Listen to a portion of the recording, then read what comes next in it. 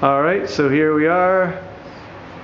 We got all the comb out. I stuck one piece of comb up there for the remaining foragers to have some place to go on, so I can suck them up with the VVAC.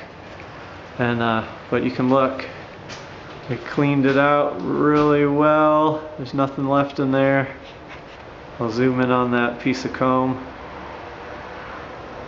Maybe you can see it there. I don't know if you can see that. It's kind of dark. Yeah, I'll zoom out. Yeah, anyways, it's right there. Yeah, so it went pretty well. Oh, here, I'll show you the bees. Oh, here we go in the dark. I'll show you the bees we got out of here and the bee vac. Put them out here on the porch.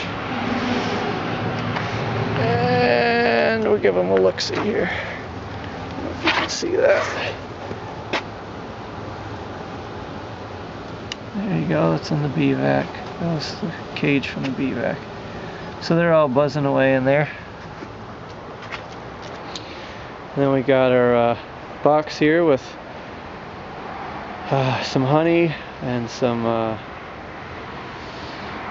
brood comb in there. And we'll bring them over and put them with the other bees and see how they do.